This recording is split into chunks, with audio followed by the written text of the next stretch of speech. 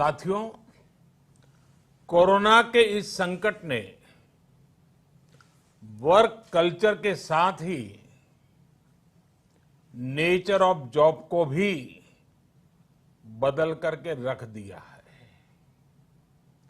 और बदलती हुई नित्य नूतन टेक्नोलॉजी ने भी उस पर प्रभाव पैदा किया है। नए वर्क कल्चर और नए नेचर ऑफ जॉब को देखते हुए हमारे युवा नई नई स्किल्स को तेजी से अपना रहे हैं। वैसे साथियों, कई लोग मुझसे पूछते हैं कि आज के दौर में बिजनेस और बाजार इतनी तेजी से बदलते हैं कि समझ ही नहीं आता रिलेवेंट कैसे रहा जाए। कोरोना के इस समय में तो ये सवाल और भी अहम हो गया है। साथियों, मैं इसका एक ही जवाब देता हूं।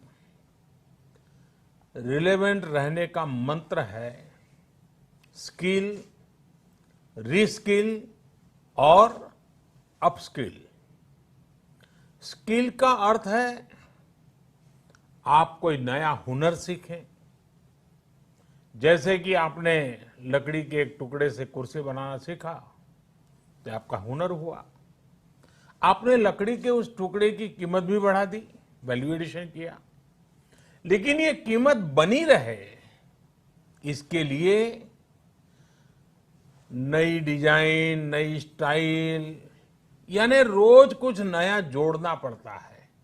उसके लिए नया सीखते रहना पड़ता है और कुछ नया सीखते रहने का मतलब ही है रीस्किल। और हमारी जो स्किल है उसका और विस्तार करना।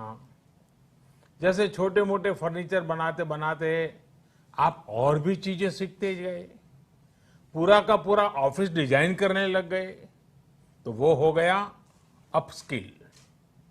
स्किल, रीस्किल और अपस्किल का ये मंत्र जानना, समझना और उसका पालन करना हम सभी के जीवन में बहुत महत्वपूर्ण है।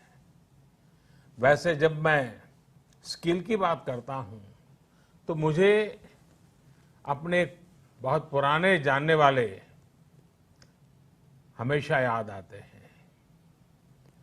मेरा सीधा परिचय तो नहीं था, लेकिन हमारे एक जानने वाले सज्जन बताते रहते थे।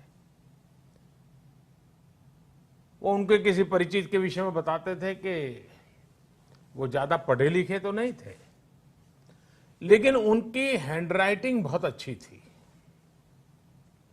समय के साथ उन्होंने अपने हैंडराइटिंग में और भी नए स्टाइल जोड़ दिए, यानी खुद को रीस्किल किया।